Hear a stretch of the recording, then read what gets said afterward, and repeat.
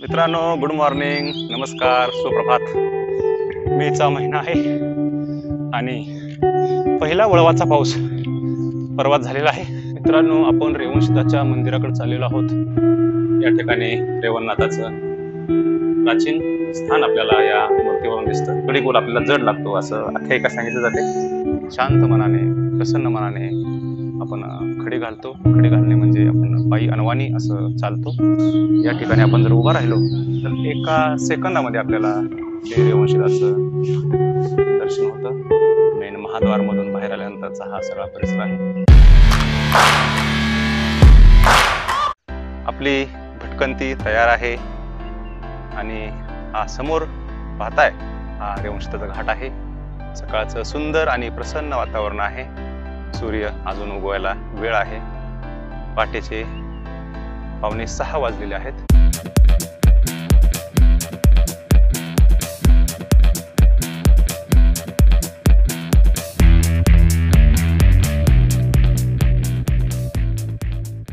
मित्रांनो, आपण रेवणसिद्धाच्या मंदिराकडे चाललेलो आहोत. विट्यापासून 8 किलोमीटरवर हा रेवणनाथाचं मंदिर आहे. नवनाथापैकी एक असे सुप्रसिद्ध रेवणसिद्ध आपल्याला परिचित आहेतच.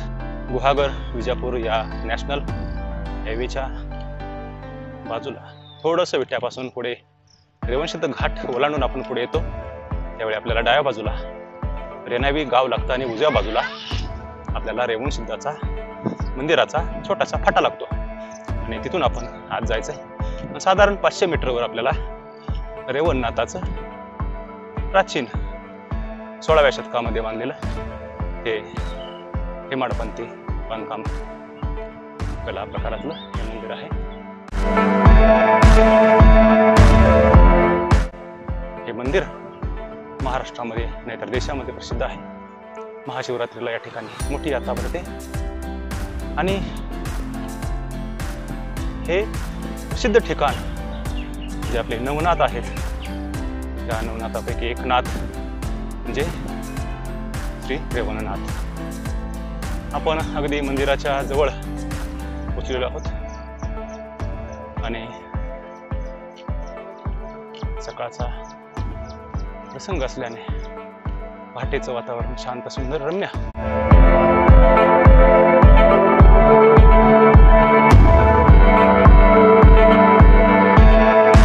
मित्रांनो, गुड मॉर्निंग, नमस्कार, सुप्रभात. आपण आज रेवणसिद्धाच्या मंदिरामध्ये आलो आहोत आणि तुम्ही समोर पाहत प्रसिद्ध असं रेवणनाथाचं मंदिर. विट्यापासून साधारण 8 किलोमीटर अंतरावर हे रेवणसिद्धाचं मंदिर आहे आणि रेणावी गावाजवळून 1 किलोमीटरवर हे अंतर आहे. आणि हे 16व्या शतकामध्ये बांधलेलं सुप्रसिद्ध असं दगडी बांधकामामध्ये बांधलेलं हे मंदिर आहे. आणि हा सर्व रेवणसिद्धाचा समोरचा परिसर. सकाळचं सुंदर आणि प्रसन्न वातावरण. पहाटेचे 6 वाजलेले आहेत. सूर्य उगवायची वेळ झालेली आहे. पूर्वेकडं सूर्याचा लाल बुंद गोळा वर आलेला आहे आणि आपण आता नवनाथापैकी एक असे रेवणनाथ या रेवणनाथाच्या मंदिराच्या समोर आहोत. आणि हा रेवणनाथाचं दगडी बांधकाम असलेलं सुप्रसिद्ध महाद्वार. आपण आता रेवणनाथाच्या मंदिरामध्ये आज जात आहोत.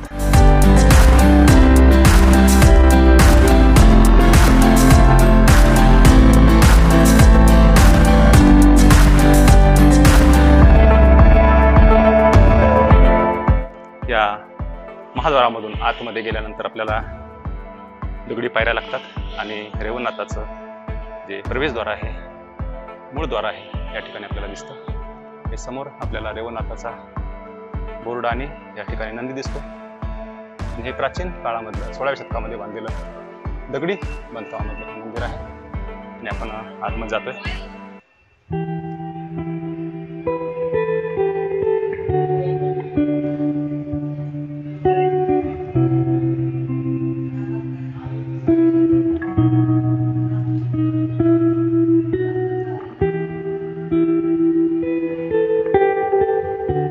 या ठिकाणी रेवणनाथाचं प्राचीन स्थान आपल्याला या मूर्तीवरून दिसतं.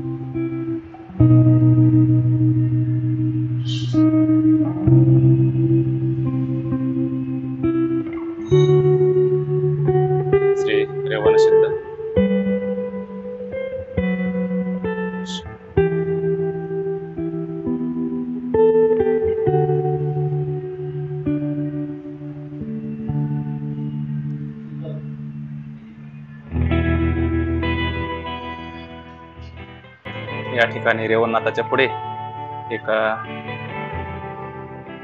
नंदी आहे आणि या ठिकाणी नंदीचं महात्म्य असं सांगितलं जातं की हा नंदीच्या समोर एक मोठा दगडी गोल आहे आणि आपल्या मनामध्ये काही विचार आपण ठेवून जर रेवणसिद्धाकडे काही मागणं मागितलं तर आपलं जर मागणं पूर्ण होणार असेल तर हा दगडी गोल आपल्याला हलका लागतो आणि जर आपलं मागणं जर पूर्ण होणार नसेल तर हा दगडी गोल आपल्याला जड लागतो असं आख्यायिका सांगितली जाते.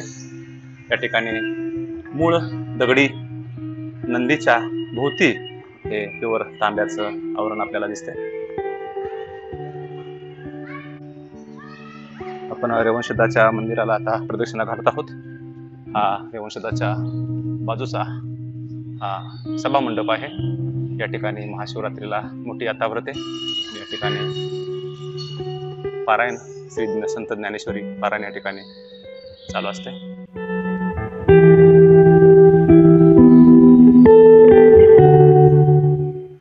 मंदिराच्या उजव्या बाजूला आग्नेय कोपऱ्यामध्ये आपल्याला गणपतीचं मंदिर दिसतं.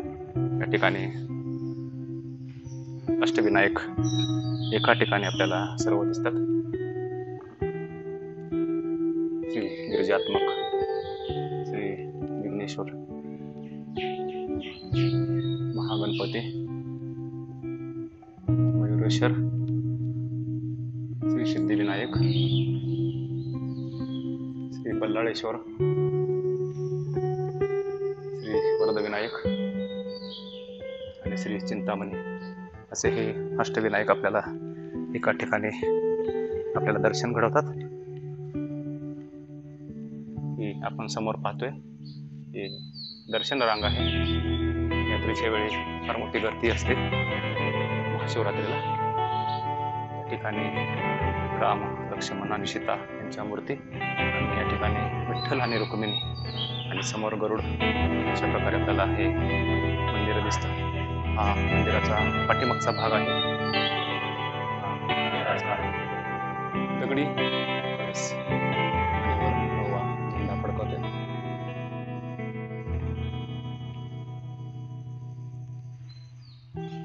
हे मंदिराच्या आतल्या बाजूला असलेलं दगडी ज्या खोल्या आहेत या ठिकाणी फक्त निवास आणि विश्रांतीसाठी आपण या ठिकाणी लोक जमतात, बसतात. महाप्रसादाची सोय या ठिकाणी सिस्टम आहे आणि या ठिकाणी ही छोटीशी दगडी गुहा आहे. या ठिकाणी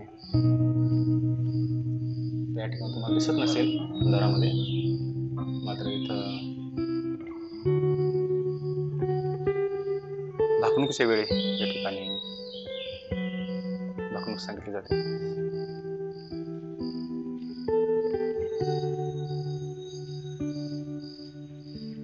हा मंदिराच्या डाव्या बाजूचा भाग आहे. दिगंबरा दिगंबरा श्रीपाद वल्लभ दिगंबरा या ठिकाणी दत्ताचं मंदिर आपण समोर पाहतोय आणि या ठिकाणी नवगृहाचं मंदिर आपण पाहतोय.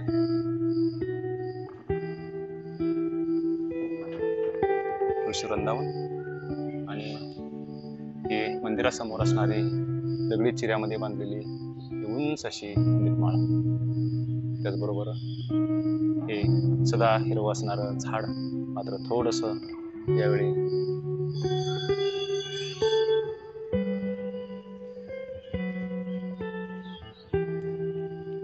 आणि महादेवाचं मंदिर श्री बसर सिद्ध आतमध्ये आहे. पण आतमध्ये जावे दगडी पायऱ्यातून आपल्याला उतरावं लागतं. यात महादेवाची पिंड आहे श्री बसर सिद्ध.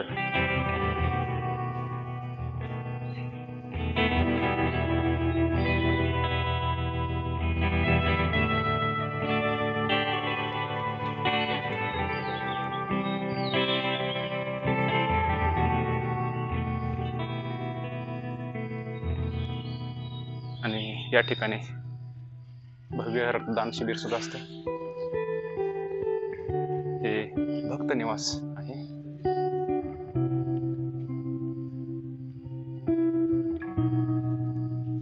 या मंदिराच्या डाव्या बाजूला आपण जर बाहेर थोडंसं गेलं तर आपल्याला नवीनच बांधलेलं भक्त निवास गृह आपल्याला दिसतं.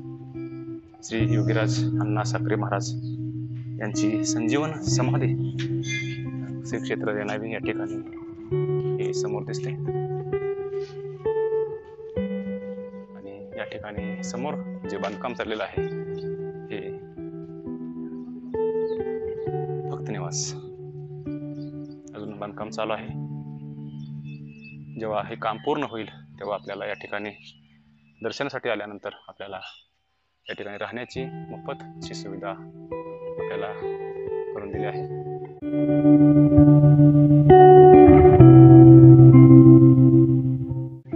या ठिकाणी आपण मंदिराच्या डाव्या बाजूला पाहतोय हा नंदी आहे. आणि या नंदीचं वैशिष्ट्य असं की इंग्रजाच्या काळामध्ये या नंदीची नासधूस केलेली दिसते. आणि जे काही क्रांतिकारक होते, जे क्रांतिकारक त्यांच्या सूचना इंग्रजांना मिळाल्यानंतर या ठिकाणी त्यांना येऊन त्यांच्यावर प्रतिबंध आणला जातो. आणि एक या ठिकाणी दगडी जो नंदी आहे त्या नंदीचे कान आपल्याला दिसत नाहीत, म्हणजे हे इंग्रजाच्या काळामध्ये हे या मूर्तीची नासधूस झालेली आहे. मात्र हे प्राचीन ठेवा आहे, आपण जपला पाहिजे. समोर पाहताय हा बांधकामाचा उच्चतम प्रतीचा हा ठेवा आहे. उंच असं बांधकाम आहे. 40 फुटाचं हे दगडी कचेऱ्यामधलं बांधकाम आहे. हे पश्चिमेकडील गेट आहे.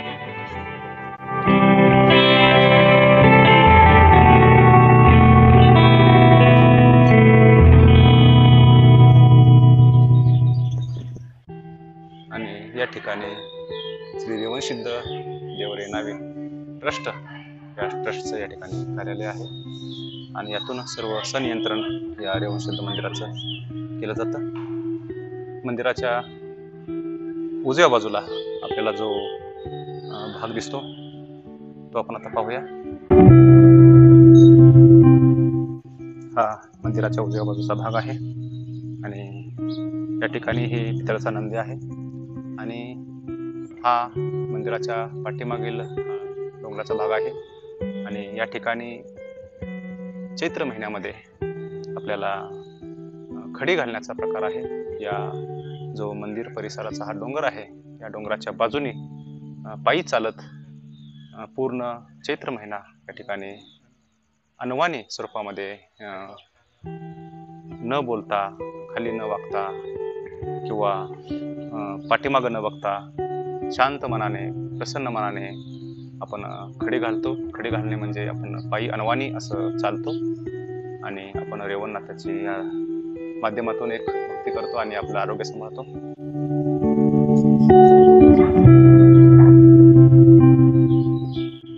या मंदिराचं आणखी एक वैशिष्ट्य असं की या ठिकाणी दर्शनाला खूप वेळ वाट पाहावी लागत नाही. या ठिकाणी आपण गेटमधून वर आल्यानंतर या ठिकाणी आपण जर उभा राहिलो तर एका सेकंदामध्ये आपल्याला श्री रेवणसिद्धाचं दर्शन होतं, मुखदर्शन होतं, मूर्तीचं दर्शन होतं. आणि आपण आता घेतोय.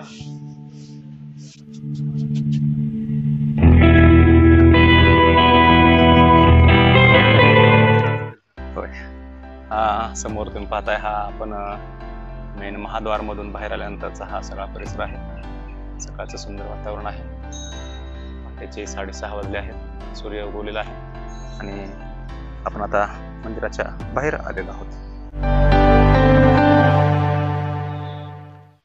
या रेवणसिद्धाच्या मंदिराच्या समोर हा मोकळा भाग आहे. आणि या मोकळ्या भागामध्ये आपल्याला वेगवेगळ्या प्रकारचे हॉटेल्स आणि दुकानं भेटतात.